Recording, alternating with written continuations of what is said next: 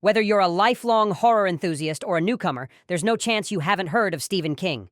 His short story, The Monkey, is set to hit theaters this February, directed by Osgood Perkins, the genius behind Long Legs.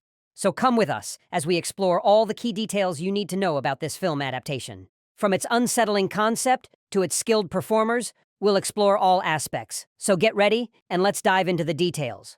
Prior to our discussion, we have a tiny favor to ask. If you enjoy our content, please consider subscribing to our channel. It's just a small action for you, but it significantly impacts us. Thank you.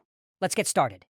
In its most wicked forms, the invention of the monkey.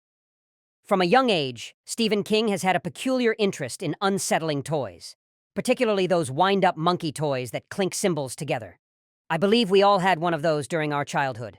I'm certain you recall how startling their movements could be, paired with that dreadful expression. Just the thought of it sends shivers down my spine. Naturally, Mr. King thought this kind of toy would be ideal for his narrative.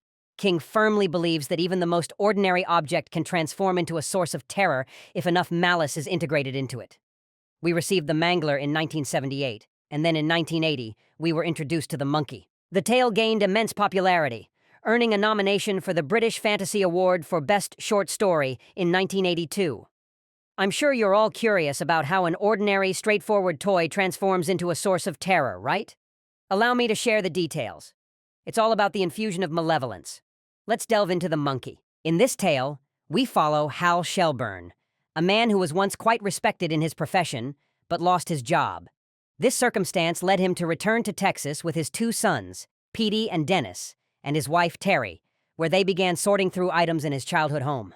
While rummaging through the attic, Dennis discovered an old Ralston Purina box, from which emerged the monkey that Hal had always feared.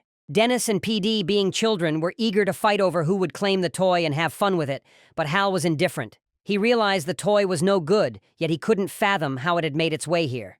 You see, when Hal was a young lad himself, he discovered the toy among his father's belongings. He played with it, wound it up, and before long, chaos and ruin trailed him wherever he went. The metallic jang jang jang reached his ears, and he was aware that a horrible event was imminent. Hal was around the monkey when a number of deaths took place. Johnny McCabe, his best buddy, suffered a horrific death after his neck broke after falling from his treehouse. In the most graphic way imaginable, Aunt Ida's cat was run over. Even Daisy, their elderly dog, passed away horribly right in front of her.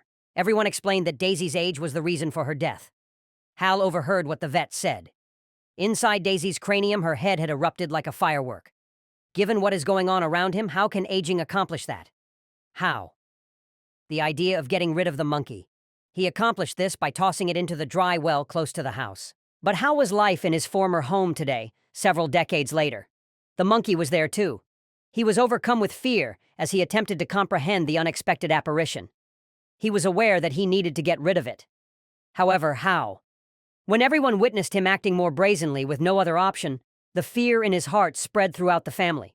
Hal made the decision to take PD with him in order to permanently get rid of the monkey. They visited Crystal Lake, which is at times more than 100 meters deep. As stated by Will, Hal's uncle, the greatest place to toss the monkey overboard would be here, wouldn't it? Not quite, that is. You see, after placing them to the dismay of the house, the boat began to break apart as he attempted to row his way back to shore. It appears to be an old, unutilized boat at first, which is why it is essentially disassembling itself. This is not precisely the case, as we quickly discover.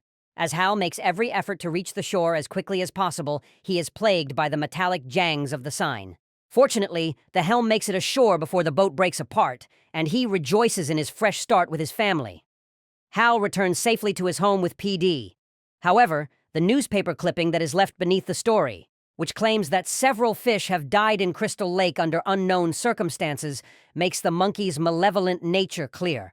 Who is going to believe us, even if you and I both know it was the monkey? This narrative is undoubtedly really disturbing. You initially assume Hal is just acting like one of those extremely paranoid men. However, as you realize how many terrible deaths this monkey has caused, that notion will quickly alter. The worst thing, in my opinion, is that nobody would suppose a monkey that resembles the symbol monkey from Toy Story 3 could be so malevolent. The death harbinger is the monkey. There will be symbolism if Stephen King is present. The monkey does not lack that either. Although this demonic toy monkey may appear to be merely a spooky toy, it is actually the inevitable result of death. Another thing that this monkey represents is Hal's unresolved trauma from seeing so many deaths. Consider it this way. No matter how serious it may seem at the time, childhood trauma will always, I mean always, get to you if you don't know how to let it go. Putting it in your head like a dusty old box. The trauma is not resolved by the palace. The trauma persists and intensifies. Until you have the courage to confront it for what it is, it gnaws and gnaws at your mental health. Hold yourself responsible and eventually let it go.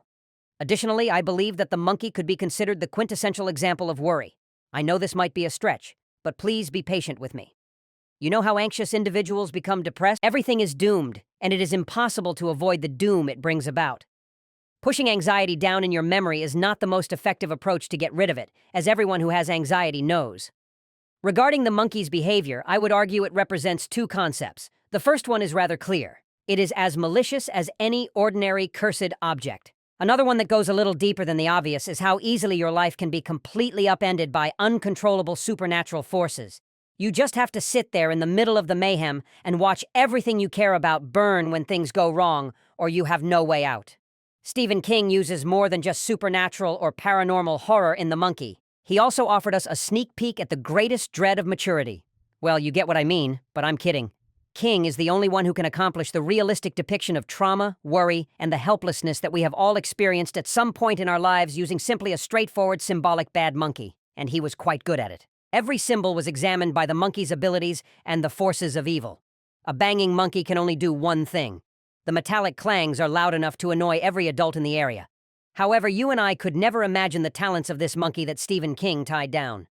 Its paranormal powers appear to have no real boundaries. However, we do know that it can easily cause the deaths of those in its vicinity. The monkey clamping its symbols at any time. The story is about to take a turn for the worst, and you know it. How he was constantly subjected to the monkey's songs and rhymes. And I think this is because the wicked monkey also possesses certain psychic powers. Apart from driving children crazy and bringing adults to their deaths, I think there is some kind of protection surrounding this specific monkey as well. After all, evil must be wicked. It is inconceivable that such a malevolent being would roam the streets unprotected. That's most likely the reason the monkey appears to be perfectly fine and keeps operating in spite of the difficult circumstances. Can you imagine if the monkey actually existed? That's why I'm glad they no longer make durable stuff. Not at all. Regarding its kill total, it is rather clear from the narrative that the monkey can only murder creatures that are in close proximity to it. Therefore, I advise you to discard your monkey doll as soon as you believe it to be cursed. After discussing the original plot, let's move on to the new film, the most anticipated modification. Every horror enthusiast, in my opinion, has come to value Stephen King, the primary author. His tales are still widely read today, and with good reason. The majority of the time, King's adaptations have been huge hits, and with the sheer volume of his books, short tales, and novellas, King is almost a Hollywood brain. Stephen King's The Monkey may not be his best-known work, but with the film's impending release, you can bet that this time around it will be. There has been a lot of news coverage of it. This film was directed by Osgood Perkins, who is more commonly known as Oz Perkins. You can therefore be certain that there will be a great deal of blood and gore. That is undoubtedly highlighted in the Red Brand teaser and trailer. A brief context regarding the movie's premise is also given to us. Finding out that the twins must act quickly since the toy has returned after Hal and Bill attempted to destroy it when they were kids. Ever since it was revealed that this film was in production, with bated breath, fans have been waiting. Lastly, we are aware of the release date. With the completion of the production, the film will be released in theaters near you on February 21st, 2025. So, boys, you'd better mark your calendars. Given that Stephen King films are typically launched as September blockbusters, this is a little odd.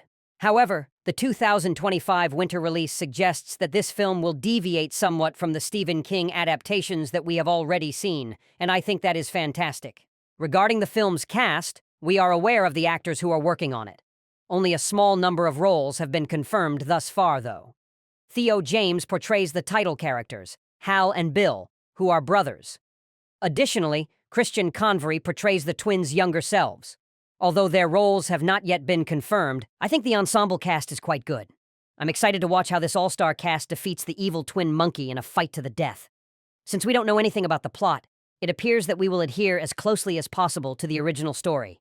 Instead of leaving things to our imagination, I believe the movie will show us a lot of interpersonal drama and supernatural fear unfold right before our eyes. I think it's fantastic that the teaser and trailer have been such a bloodbath.